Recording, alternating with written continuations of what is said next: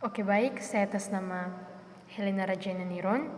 Pada kesempatan kali ini, saya akan menjelaskan tentang riwayat hidup dari Dalcroze.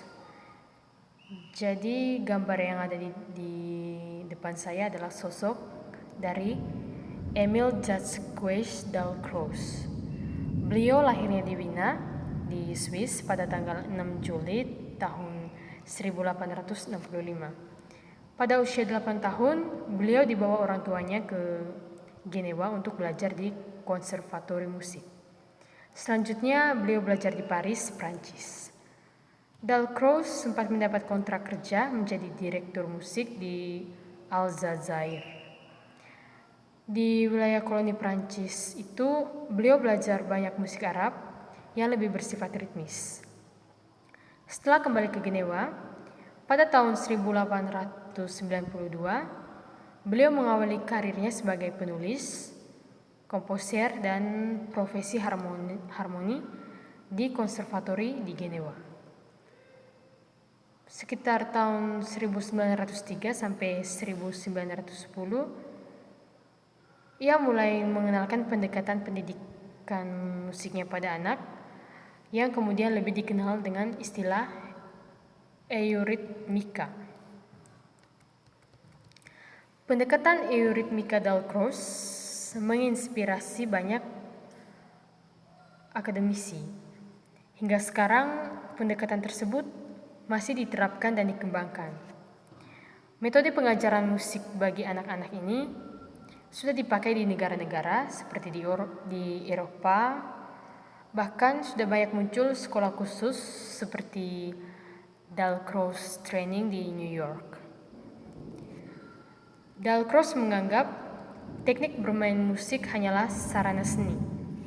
Pendidikan musik harusnya tidak diawali dengan memainkan alat musik atau tidak membebani anak didik dengan teknik skill, instrumen, melainkan dengan mengembangkan fakultas musik pada jasmani dan kesadaran anak didik. Pengajaran musik seperti ini hanya bisa diperoleh dengan membangkitkan rasa musikal melalui ear training, terutama membiasakan pelatihan pada aspek tone dan rhythm atau rasa nada, hanya bisa diajarkan melalui kepekaan telinga dengan cara latihan pendengaran atau ear training. Di samping itu, Dalcroze memberi perhatian pula pada latihan vokal yang disertai gerak fisik yang berbarengan dengan musik. Dengan pendekatan ini, perasaan tubuh dan vokal menjadi integral mengikuti gestur lagu. Sebelum beliau menyampaikan teorinya tentang eurythmica, konsep pendidikan musik pada anak yang berkembang di Eropa seringkali hanya menekankan arti penting solfegio dengan latihan ear training atau latihan pendengaran. Teknik ini menyodorkan cara-cara melatih anak didik agar akrab terhadap variasi not seperti bernyanyi mengikuti tinggi rendah nada, menebak nada, dan menyanyikan variasi solfegio. Dalcroze justru lebih mengartikan ear training atau latihan pendengaran bukanlah unsur yang paling lengkap dalam pendidikan musik pada anak. Menurut Dalcroze, pendidikan musik yang semata-mata menggunakan ear training terhadap solfegio tidak membuat anak-anak mengapresiasi dan mencintai musik. Latihan pendengaran yang terus-menerus hanya akan membuat anak mudah bosan dan jenuh. Teknik itu menurutnya belum lengkap, karena itulah dibutuhkan tambahan pendekatan yang lebih sesuai bagi anak didik. Pendekatan Dalcroze menjadi lebih unik karena penggabungan dua pendekatan ini berpotensi menimbulkan rangsangan-rangsangan yang menarik bagi anak melalui kebebasan bergerak secara ritmis selama mengalami dan memahami musik. Pendekatan pertama yang diajukan Dalcroze adalah solfeggio. Pendekatan ini hampir sama dengan metode yang berkembang sebelumnya. Solfeggio menekankan lebih pada pelatihan pendengaran. Bagi anak didik, untuk menguatkan keterampilan mendengarkan musik, dengan kata lain, dianjurkan suatu pendengaran batin atau inner hearing bagi anak-anak. Di samping itu, Dalcroze menekankan latihan pendengaran untuk melatih sensitivitas terhadap nada-nada atau pitches. Cara melatih pendengaran anak didik dengan notasi tersebut bisa dilakukan melalui alat musik, misalnya piano, keyboard, gitar, atau biola. Sedangkan anak didik dipersilakan mendengarkan, meniru, dan menyanyikan berulang-ulang tanpa tahu terlebih dahulu nada apa yang dimainkan. Misalnya, anak didik cukup menyanyikan rangkaian not dengan kata hu hu hu atau la la la. Setelah terasa cukup, pendidik kemudian mulai bernyanyi mengikuti bunyi not yang dimainkan melalui suara vokal. Tapi dinyanyikan sesuai nama not. Dengan cara seperti ini, anak didik lebih terbiasa dengan karakter dan bunyi not terlebih dahulu daripada terbebani dengan hafalan nama not. Ear training menjadi pendekatan melatih kepekaan terhadap solfeggio, sehingga anak didik nantinya memiliki kemampuan membaca tangga nada atau sight reading.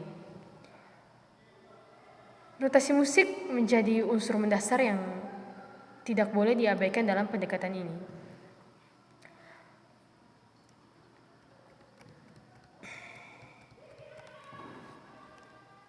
Jika solfeggio merupakan tahap internalisasi pengalaman musikal, maka improvisasi merupakan tahap pengolahannya sebelum eksternalisasi melalui gerak tubuh atau euritmika.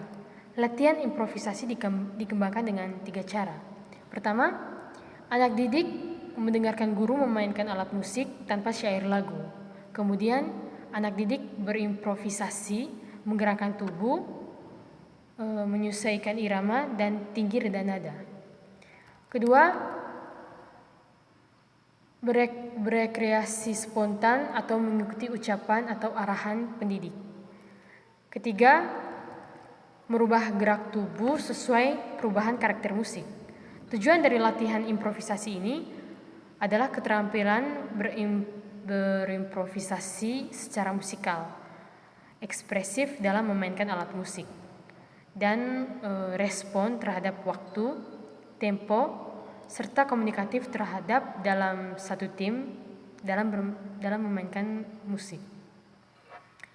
Pada notasi tersebut terkesan bahwa not-not yang dimainkan tidak memiliki harmonisasi dan ritme yang teratur. Justru dengan cara seperti ini, latihan improvisasi bisa mungkin dilakukan karena musik yang dimainkan memiliki banyak kemungkinan ritme, panjang pendek, lalu tinggi rendah nada, dan cepat lambat irama. Dengan demikian, prinsip improvisasi menyediakan dinamika alat musik yang eksploratif dan tak terduga. Metode improvisasi ini mempersilahkan para guru memainkan musik secara bebas. Guru tidak harus memberlakukan lagu-lagu yang sudah umum terlebih dulu bagi anak didik untuk dimainkan dan diperdengarkan. Di samping itu, ketika guru memainkan musik improvisasi tersebut, anak didik dipersilahkan merasakan dan mengikuti irama dan tinggi rendah nada melalui suara vokal dan gerak tubuh. Anak didik dipersilahkan mengekspresikan diri melalui tubuhnya, baik wajahnya, tangannya, atau kakinya dalam merespon musik. Misalnya, ketika not-not musik yang dimainkan menanjak atau ascending, anak didik mengikuti nada naik musik dengan menggerakkan tangan dari bawah ke atas. Mereka akan terbiasa dengan pola-pola perubahan irama dan tinggi rendah nada. Jadi disitulah inti dari latihan improvisasi ini dalam merespon dinamika musik.